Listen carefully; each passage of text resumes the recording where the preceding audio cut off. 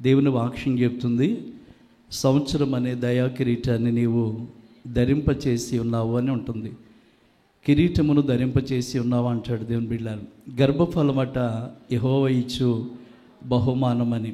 అయితే ఈ పుట్టినరోజు మీటింగ్లో ఏం చెప్పుకుంటే మంచిదంటే, సొలొమోను గారు సామెతల గ్రంథములో 22వ అధ్యాయము 6వ వాక్యంలో మాట చెప్తారు, బాలుడు నడవలసిన త్రోవానికి నేర్పండి, వాడు పెద్దవాడైన తర్వాత దాని నుండి తొలగిపోడు.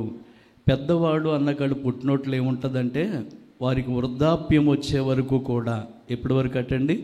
వృద్ధాప్యం అంటే ముసలితనం వరకు కూడా తల్లిదండ్రులు నడిపించిన విధానాన్నట బిడ్డలు ఎప్పుడు కూడా ఏం చేయరంటే మర్చిపోరటండి.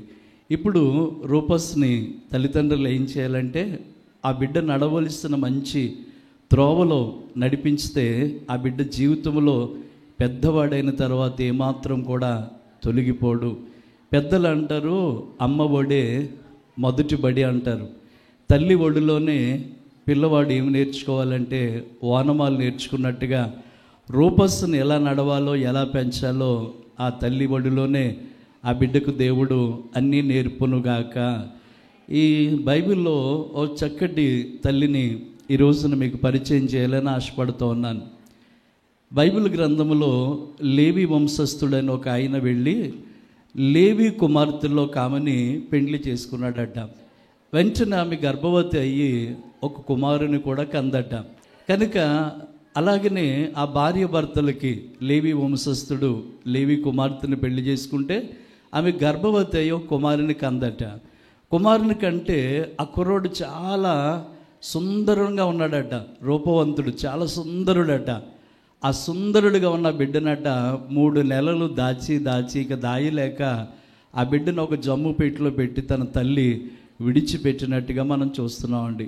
గమనించండి, ఈ సుందరుడైన బిడ్డని ఈ తల్లి ఎందుకు విడిచిపెట్టవలసి వచ్చింది అని ఆలోచన చేస్తే, ఐగుప్తుని ఒక రాజుగారు పరిపాలన చేస్తున్నారట. చాలామంది ఆ దేవుణ్ణి ఎరగని బిడ్డలు కూడా ఇక్కడ ఉన్నారు కాబట్టి మీకు అర్థమయ్యేలాగా నేను ఒక కథలాగి మాటలు చెప్తున్నాను, వినండి.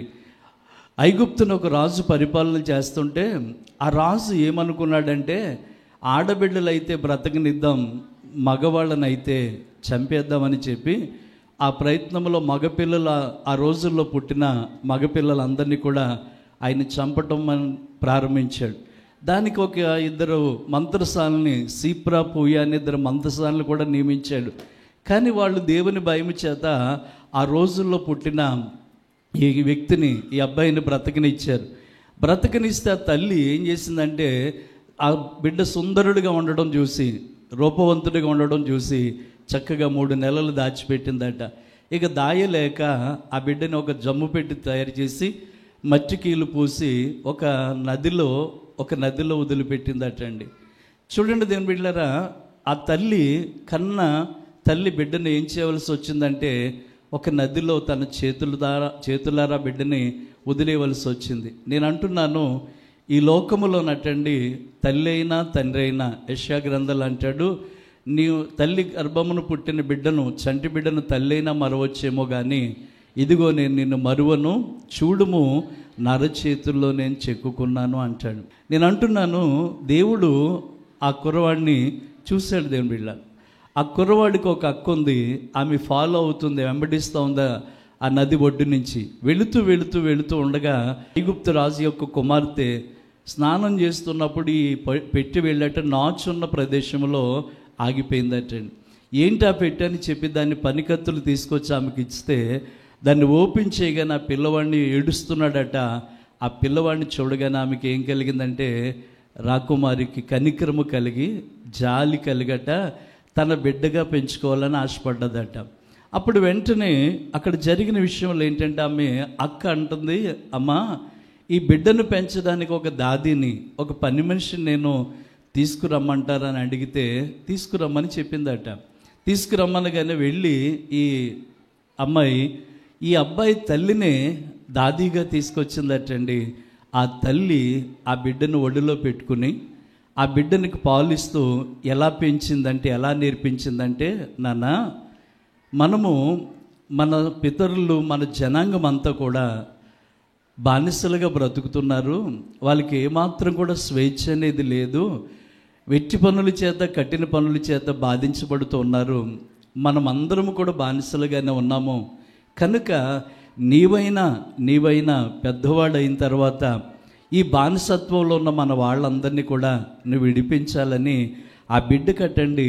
తల్లి ఒడిలో ఉండగానే ఆ తల్లి ఆ బిడ్డకు నేర్పించిందంటే ఏంటంటే, నీవు ఐగుప్తు వాసివి కాదు, ఈ రాణి కుమారుడు కాదు, మన స్వజంగము, మన జనాలు వేరేగా ఉన్నారు, వాళ్ళని నువ్వు ఏం చేయాలంటే రక్షించాలని ఆ తల్లి ఆ బిడ్డను పెంచుతున్న విధానంలో నేర్పించవలసిన విషయాలు ఎన్నో కూడా నేర్పిస్తూ వచ్చిందండి. ఈ మాటలు చెప్తూ ఉన్నప్పుడు దేవుడు చాలా గొప్ప దేవుడు అండి. ఎందుకండి అంటే, బాలికైనా నడవలసిన త్రోవను వారికి నేర్పిస్తేనట వాళ్ళు ఎప్పుడు కూడా వాటి నుంచి తొలగిపోరు అని ఎందుకు చెప్పారంటే, మోషే, ఆ పిల్లోడికి ఆమె మోషే అని పేరు, మోజెస్ అని పేరు పెట్టుకుంది. మోజెసు తల్లి ఏం చేసిందంటే ఆ బిడ్డకి ఏంటి, మనం ఎవరము, మన స్థితి ఏంటి అనేది తల్లి ఒడిలో ఉండగానే నేర్పించింది. ఈ రూపాస్ మొదటి పుట్టినరోజున ఈ తల్లిదండ్రులుగా మరి ఉన్న సతీష్ అయినా, చెల్లి కిరణ్ మేరీ అయినా ఆ బిడ్డకు ఒక మంచి మార్గాన్ని, ఒక మంచి జీవితాన్ని వాళ్ళు నేర్పించగలిగితే వారి జీవితంలో గొప్పవారిగా ఉంటారు. ఎందుకంటే గర్భఫలము యెహోవా ఇచ్చిన బహుమానమని, కుమారులు దేవుడు అనుగ్రహించు స్వాస్థ్యమని రాయబడ్డది. అంటే బహుమానాన్ని ఎవరైనా సరే ఒక ఉన్నతమైన స్థలంలో, ఎత్తైన ప్లేస్లో పెట్టి ఇది నా బహుమానం అని ఎలాగైతే చూపిస్తూ ఉంటామో, మన పిల్లలను దేవుడు గొప్పవారిగా చేయాలంటే తల్లిదండ్రుల యొక్క నడవడిక, అంటే తల్లిదండ్రులు నేర్పించే విధానమును బట్టే ఉంటుందండి. కానీ ఈ రోజున ఎలా మారిపోయారు పిల్లలంటే, మీకు తెలియంది ఏముందండి, వాళ్ళకి మంచి మార్గము కంటే చెడ్డ మార్గాన్ని ఎక్కువ నేర్పిస్తూ ఉన్నారు. నేర్పిస్తుంటే వాళ్ళు ఏమంటున్నారు తెలుసా, అత్తను తిట్టు, తాతయ్యని తిట్టు, లేకపోతే మామయ్యని తిట్టు అని అడుగుతున్నారు. అన్న యేసన్న గారు ఒక మాట చెప్తూ ఉండేవారు. ఒక అబ్బాయి కట్ట వాళ్ళ తల్లిదండ్రులు ఎలా నేర్పించారట, వాళ్ళ మామయ్య ఎప్పుడు ఇంటికి వచ్చినా, అంటే వాళ్ళ మామయ్య ఎప్పుడు వాళ్ళ ఇంటికి వచ్చినా, రే మామయ్యని పిల్లని ఎప్పుడు ఇస్తామని అడగరా అని అనేవారట. ఈ చిన్న పిల్లోడికి చిన్నప్పటి నుంచి ఏ భ్రమ కలిగింది, పెళ్లి భ్రమ కలిగిందట. నేను అంటున్నాను, ఇక్కడ ఈ లేవి కుమార్తె ఆ కుమారుడికి ఏమి నేర్పించిందంటే, మనమేంటో, మన స్థితి ఏంటో నేర్పించి ఆ బిడ్డను బాగా పెంచింది. పెద్దవాడయ్యాడు. పెద్దవాడైన తర్వాత ఎబ్రీయులకి ఐగుప్తీయులకి ఉన్న గొడవ పడుతుంటే అక్కడ వెళ్ళి మోషే అనే వ్యక్తి తన స్వజనాంగాన్ని, తన వ్యక్తిని రక్షించుకున్నాడండి. ఎందుకు వీడిని రక్షించాలనే మనసు అతనికి కలిగిందంటే, తల్లి ఒడిలోనే మోషేస్కి ఇవన్నీ కూడా నేర్పించింది. ఈ రోజున ఈ రూపాస్ పుట్టినరోజులో నేను చెప్పాలనుకున్న మాట, బాలుడిగా ఉన్నప్పుడే మనం అన్నీ కూడా నేర్పించాలి. ఒక వ్యక్తిని గురించి మనం ఒక్కసారి ఆలోచన చేస్తే, ఈ బల్బును ఒక వ్యక్తి కనుగొన్నారు, థామస్ అల్వా ఎడిసన్ అని ఒక వ్యక్తి. ఆ వ్యక్తిని స్కూల్కి పంపిస్తూ ఉంటే స్కూల్లో ఉన్న వారందరికంటే వెనుకబడి ఉన్నాడని చెప్పి ఒక రోజున స్కూల్లో ఉన్న టీచర్ ఒక లెటర్ రాసి ఇచ్చిందట. ఇది తీసుకెళ్ళి మీ అమ్మకి ఇచ్చిరా అని చెప్పి పంపించిందట. ఆ కుర్రోడు తీసుకొచ్చి ఆ తల్లికి ఇచ్చాడు. మా టీచర్ నీకు ఇమ్మందమ్మా అని చెప్తే ఆ లెటర్ తల్లికి ఇస్తే ఆ తల్లి ఆ లెటర్ తీసుకుందటండి. ఆ తల్లి ఆ లెటర్ తీసుకున్న తర్వాత ఈ కుర్రాడు అడుగుతున్నాడట, అమ్మా ఏంటి మా టీచర్ ఏం రాసి ఇచ్చిందంటే, ఏమీ లేదురా, నువ్వు స్కూల్లో ఉన్న వాళ్ళందరికంటే నువ్వు జ్ఞానం గలవాడట, గొప్పవాడవట, అందువలన నీకున్న జ్ఞానానికి ఆ స్కూల్ సరిపోదు, వేరే స్కూల్లో కానీ జాగ్రత్తగా చదివించమని చెప్పి వెరీ గుడ్ అని రాసి పంపించింది అన్నాడట. ఆ మాట అబ్బాయి నమ్మి తల్లి ఏం చేసిందంటే ఆ బిడ్డను ఇంట్లో పెట్టుకుని ఇంచుమించు 5th క్లాస్ వరకు ఆ బిడ్డను చదివించడం ప్రారంభించిందంట.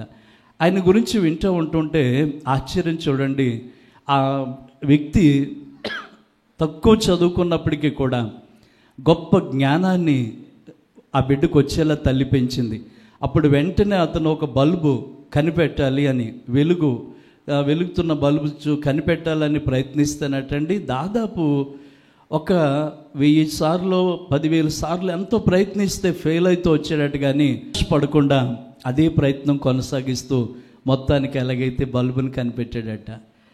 న్యూజెర్సీలో మ్యూజియంలోకి వెళ్ళి చూస్తున్నట్టండి, అక్కడ ఆయన ఎన్నెన్ని కనిపెట్టాడో అన్నీ కూడా అక్కడ వివరంగా ఉంటాయటండి. ఆయన కనిపెట్టినవన్నీ కూడా, ఆయన పరిశోధనలు కూడా ఉంటాయట. ఆశ్చర్యమైపోతూ ఉంటుంది. మొత్తానికి తన తల్లి చచ్చిపోయింది. ఒక రోజున ఇతను గొప్పవాడు అయిపోయిన తర్వాత, జ్ఞానవంతుడిగా ఉండి ఇవన్నీ కనిపెట్టిన తర్వాత, ఒకరోజు తల్లి బైబిల్ కనబడితే ఆ బైబిల్ దగ్గరికి వెళ్ళి ఒకసారి దాన్ని ఓపెన్ చేసి చూశాడటండి. బైబిల్ తెరవగానే అందులో ఒక లెటర్ కనబడ్డదట. ఏంటి ఆ లెటర్ అంటే, ఆ స్కూల్లో టీచర్ రాసి ఇచ్చిన లెటర్ అట. అందులో ఏం రాస్తుందంటే, స్కూల్లో ఉన్న పిల్లలందరికంటే మీ పిల్లడికి జ్ఞానం తక్కువ, వాడికి బుర్ర లేదు, మట్టి బుర్ర ఉంది, వాడు ఎందుకు పనికిరాడు, వేస్ట్ ఫెలో, వేస్ట్ అని చెప్పి ఆ టీచరు సర్టిఫై చేసి లెటర్ రాసి పంపించిందట. ఆ లెటర్ చూసి ఏడుస్తున్నాడట. ఇంత లెటరు నా టీచర్ రాసిస్తే నా తల్లి నన్ను ఏం చేసింది, నువ్వు జ్ఞానం గలవాడు అని చెప్పి నా తల్లి నాకన్నీ నేర్పించింది. నా తల్లి యొక్క శిక్షణ, నా తల్లి యొక్క నడిపింపు నన్ను ఈరోజు ఎంత గొప్పవాడిని చేసిందని చెప్పి ఈ బల్బు కనిపెట్టిన థామస్ ఆల్వా ఎడిసన్ అనే ఒక వ్యక్తి అటండి దేవుణ్ణి మహింపరిచారు. అతన్ని ఇంటర్వ్యూ చేసేవాళ్ళు అడిగేవారట, అయ్యా మీరు బల్బును ఎలా కనిపెట్టారంటే, దేవుని వాక్యం బైబిల్ అని చెప్పాడట. ఎందుకంటే బైబిల్ నన్ను వెలిగించింది, నేను బల్బును వెలిగించాను అన్నాడటండి.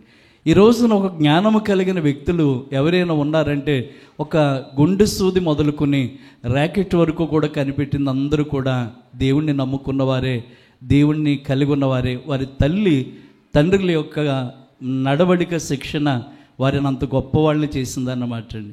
అందువల్లనే దేవుని వాక్యం చెప్తుంది కదా, బాలుడు నడవలసిన త్రోవానికి నేర్పండి, వాడు పెద్దవాడైన తర్వాత వాటి నుండి తొలగిపోడు. ఇప్పుడు ఈ తల్లి లేవి కుమార్తె మోసెస్కి ఏమి నేర్పించిందంటే, ఇది మన వాళ్ళు కాదు, మన వాళ్ళు బానిసలుగా ఉన్నారు అని చెప్తే అదే మనసులో పెట్టుకుని అతడు పెద్దవాడైనా కూడా ఇశ్రాయేలీల యొక్క విడుదల కొరకు పాటుపడుతూ వచ్చాడు. అప్పుడు దేవుడు అతన్ని ఆ ప్రజలందరికీ ఎలా మార్చాడంటే, ఇశ్రాయేలీలకి నాయకుడిగా మార్చి ఒక అధికారిగా నియమించి మోజెస్ను దేవుడు ఒక నాయకుడిగా ఏర్పాటు చేసుకున్నాడు. మోజెస్ అనే ఒక వ్యక్తి నాయకుడు అవడానికి ఆ శిక్షణ లేకపోతే ఆ తరబీదు ఎక్కడి నుంచి వచ్చిందంటే తల్లి ఒడిలోంచి వచ్చిందండి. రూపస్ కూడా రాబోయే దినాల్లో తన జీవితంలో గొప్పవాడిగా చూడాలి అనుకుంటే తల్లి యొక్క నడవడిక లేకపోతే నడిపించే విధానము లేకపోతే నేర్పించే విధానాన్ని బట్టి గొప్పవారిగా ఉంటారని చెప్పడానికి నేను ఏమాత్రం కూడా సందేహపడతలేదు. కనుక ఈ మాటలు వింటున్న మనలో చాలామంది ఏదో నేర్పిస్తున్నాం కాదు, కానీ వారిని సరైన మార్గములో, సన్మార్గములో నడిపిస్తే గొప్పవాళ్ళు అవుతారండి. లేవి కుమార్తె అలాగా తన కుమారుని నడిపించింది కాబట్టి అతడు గొప్పవాడయ్యాడు. రూపంలోంచి రాత్రి నేను ఒక చోట ఇదే పుట్టినరోజు మీటింగ్, అమ్మాయి పుట్టినరోజు అది. ఆ మీటింగ్లో నేను దేవుని మాట చెప్తూ యెహెజ్కేలు గ్రంథము 16వ అధ్యాయంలో ఉన్న మాటలు చెప్తున్నాను. ఒక మనిషి యొక్క జన్మ విధానం ఎలా ఉంటుందో అక్కడ 16వ అధ్యాయంలో మనం చూస్తే మనకు కనబడుతుంది. నా జనన విధానం చూడగా అని రాస్తూ, నీవు పుట్టిన నాడు నీ నాభి సూత్రము కోయబడలేదు. నాభి సూత్రం అంటే ఏంటంటే బొడ్డండి. తల్లి బిడ్డలకి ఏ బంధం ఉంటుందండి? ఈ బొడ్డు అంటే ఈ ప్రేగు బంధము అలాగే ఉంటుంది. పుట్టిన నాడు అంటున్నాడు ఇక్కడ, ఇదిగో నీ జనన విధం ఎలా జరిగింది, నువ్వు ఎలాగ పుట్టావంటే, నువ్వు పుట్టిన నాడు నీ నాభి సూత్రము కోయబడలేదు. నీవు శుభ్రం అవ్వడానికి నిన్ను నీళ్లతో ఎవరూ కడగలేదు, ఎవరు నీ మీద జాలి చూపి ఉప్పు రాయలేదు, బట్ట చుట్టలేదు. అప్పుడు నువ్వు ఎలా ఉన్నావంటే రక్తములో పొరలాడుచున్నావు. ఎలా ఉన్నావండి? అప్పుడే డెలివరీ అయిన బిడ్డ ఎలా ఉంటుందట? బొడ్డు కొయ్యబడకుండా, నాభిసూత్రము కొయ్యబడకుండా, ఏమండి ఆమెకి బట్ట చుట్టకుండా, ఏమండి ఉప్పు రాయకుండా ఎలా ఉంటుందంటే రక్తములో పొరలాడుచుండగా నువ్వు చూడడానికి ఎలా ఉన్నావంటే అసహ్యము కలిగిస్తున్నావు. ఎలా ఉన్నావు? అసహ్యముగా ఉన్నావు. రక్తములో పొర్లుచున్న నిన్ను చూసి నేను బ్రతకమని నీతో నేను చెప్పగా రక్తములో పొర్లుచున్న నీవు బ్రతికితివే అంటాడు. దేవుని స్తోత్రం చెప్దామండి. ప్రియులారా, ఇక్కడ కూర్చున్న మనం అందరము కూడా ఇన్ని సంవత్సరాలు బ్రతికేమంటే దేవుడిచ్చిన ఆయుష్. ఏమన్నాడు దేవుడు? దీర్ఘాయుష్మాన్ భవ అంటారు, అంటే ఎక్కువ సంవత్సరాలు బ్రతుకు అంటారు. అవును కదా. ఇక్కడ దేవుడట మనిషిని బ్రతకమని చెప్పాడట. తల్లి ప్రసవించింది, కానీ నాభి సూత్రం ఇంకా బొడ్డు ఇంకా కొయ్యలేదు, నీళ్లతో శుభ్రము చేయలేదు, ఇంకా ఉప్పు రాయలేదు, బట్ట చుట్టలేదు. చూడ్డానికి ఎలా ఉన్నా అంటే నేలను పడేస్తే రక్తములో పొరలాడుచున్నట్టుగా ఉన్నామట. వెంటనే రక్తములో పొరలాడుచున్న మన దగ్గరికట తల్లి కంటే ముందుగా, తండ్రి కంటే ముందుగా, అందరికంటే ముందుగా దేవుడు వచ్చి అంటాడట, ఇదిగో నీవు బ్రతుకమని నేను నీతో చెప్పగా అంటున్నాడండి. అంటే ఈ రోజున మనం ఇంతవారు అయ్యామంటే దేవుడు మనల్ని ఏమని దీవించాడు? మొదటి పుట్టినరోజున బ్రతకమని దీవించాడు, బ్రతకమని దీవించాడు. అందుకే ఈ రోజున మనము ఇన్ని సంవత్సరాలు బ్రతికి ఉన్నామండి. నాకు ఒక మాట గుర్తొస్తూ ఉంది. మా అమ్మగారు ఎప్పుడూ చెప్తూ ఉండేవారు. ఏం చెప్తూ ఉండేవారంటే, అసలు నిన్ను వద్దనుకున్నావురా మేము, ఎందుకంటే మా పేదరికాన్ని బట్టి మా నాన్నగారు చేస్తున్న ఉద్యోగంలో తాగేసి తన పై అధికారిని కొడితే ఆయన చేస్తున్న ఉద్యోగంలోంచి నాన్నగారిని తీసేస్తే అసలు కష్టపడి పని చేయడానికి ఏ పని రాదండి. ట్యూషన్ చెప్తే అసలు ఏమాత్రం డబ్బులు వచ్చేది కాదట. ఆ టైంలో అమ్మకి అసలు పని అంటే ఏంటో తెలియదు. చాలా బాగా పెరిగిన కుటుంబమేమో చాలా ఇబ్బందులు పడుతూ ఉంటే ఒక అన్నయ్య, 2 అక్కలు నాకున్నారు. ఆ టైంలోనే నేను మా అమ్మ గర్భంలో పడ్డాను. అంటే నన్ను గర్భం ధరించింది మా అమ్మ. అప్పుడు అనుకుందంట, ఈ పేదరికంలో ఈ బిడ్డలనే పెంచుకోలేకపోతున్నాను, మరలా ఈ బరువు ఎందుకు, ఈ బరువును దింపుకుందామని చెప్పి నా తల్లి ఆమె గర్భంలో ఉన్న నన్ను పోగొట్టుకోవడానికి, లేకపోతే నన్ను అబార్షన్ అయిపోవడానికి చాలా విషయాలంటే బొబ్బాస్కే తినదట, లేకపోతే ఏం చేయాలన్నీ చేసిందటండి. కానీ ఆమె ఎన్ని ప్రయత్నాలు చేసినా నేను మాత్రం, అంటారు కదా గట్టి పిండం ఇది అంటారు. ఏ పిండం ఇది? గట్టి పిండం అంట. అమ్మగారు అనేవారు, మా అమ్మగారు, ఒరే నిన్ను వద్దు దింపేయాలనుకున్నావురా, కానీ నువ్వు గట్టి పిండంరా, దేవుడు నిన్ను బ్రతకమని చెప్పాడురా, అందుకే నువ్వు బ్రతికి రోజు ఒక సేవకుడిగా మారేవని నా తల్లి ఎప్పుడూ చెప్తూ ఉండదండి. ఓ మంచి పాట ఉంటుంది కదా, పిండమునై నేనుండగా నీ కన్నులు నన్ను చూసెనే,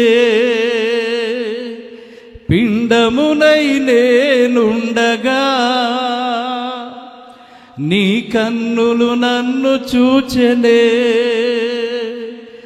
నా తల్లి గర్భమందున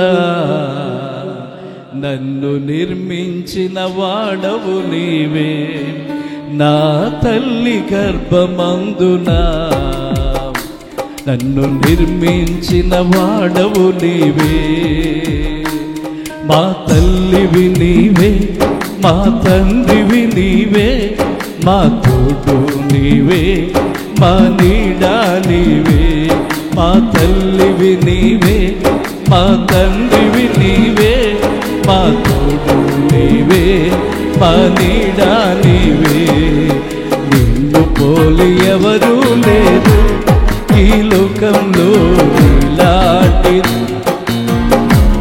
నా యేసయ్యా నీలాంటి, పిండమునై నేనుండగా నీ కన్నులు నన్ను చూసెనే, పిండమునై నేనుండగా నీ కన్నులు నన్ను చూసెనే, నా తల్లి గర్భమందున నన్ను నిర్మించిన వాడవు నీవే, నా తల్లి గర్భమందున నన్ను నిర్మించిన, చెప్దామండి అందరూ కూడా, మా తల్లివి నీవే, మా తండ్రివి నీవే, మా తోడు నీవే, మా నీడా నీవే, మా తల్లివి నీవే, మా తండ్రివి నీవే, మా తోడు నీవే, మా నీడా నీవే, మా తోడు నీవే, మా నీడా నీవే, మా తోడు నీవే, మా నీడా నీవే. హల్లెలూయా. ఈరోజు రోజున మనం బ్రతికేమంటే దేవుని యొక్క కృప. ఒక సెకండ్కి కొన్ని వేల మంది ప్రజలు మరణిస్తున్నప్పుడు వారందరిలో కూడా మనం బ్రతికి సజీవులుగా ఉన్నామంటే దేవుని కృప. ఈ ఆశీర్వాదాన్ని దేవుడు ఎప్పుడంటే తల్లి గర్భములోంచి బిడ్డ నేల మీద పడగానే నాభి సూత్రం అంటే బొడ్డు కొయ్యక ముందే, ఆమెకి బట్ట చుట్టక ముందే, నీళ్లతో కడగక ముందే, ఉప్పు రాయక ముందే రక్తములో పొరలాడుచున్న వాళ్ళ దగ్గరికి ఎవరు వస్తారంటే దేవుడు వచ్చి అంటాడట, బ్రతుకమని నేను నీతో చెప్పగా నీవు బ్రతికితివి అని యెహెజ్కేలు గ్రంథంలో ఉంటుంది. ఈ రోజున ఎంత గొప్పవాళ్ళుగా మనం ఉన్నామంటే దేవుడు మనల్ని ఏమని దీవించాడంటే బ్రతకమని చెప్పాడండి.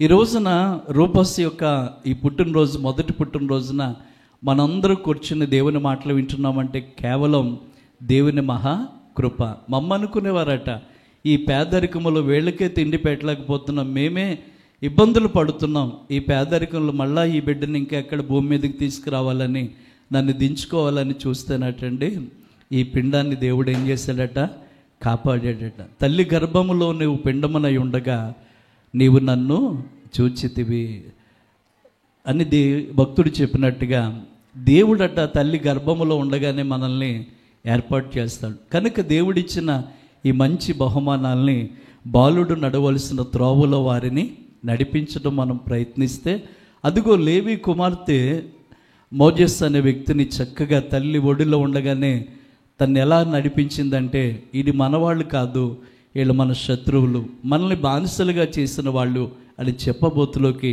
ఆ తల్లి నేర్పించిన ఆ మాటలు, తల్లి యొక్క క్రమశిక్షణలో పెరిగిన వ్యక్తి పెద్దవాడైపోయినా కూడా దాని నుంచి తొలగిపోకుండా తన జనులను, తన స్వజనులను రక్షించుకోవడానికి మోషే అని దేవుడు ఒక నాయకుడిగా దేవుడు ఏర్పాటు చేసుకున్నాడు.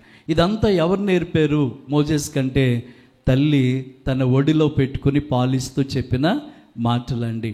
థామస్ ఆల్వా ఎడిసన్కి తన తల్లి చెప్పిన బోధన బట్టి ప్రపంచంలో ఇప్పుడు లైట్లన్నీ కూడా, కరెంటు మీద వెలుగుతున్న లైట్లన్నీ కూడా కనిపెట్టి అలాంటి ఎన్నో పరిశోధనలు చేసిన గొప్ప సైంటిస్ట్గా అతను మారిపోయాడంటే తల్లి యొక్క టీచర్ మాత్రం ఏమి రాసిందో తెలుసా?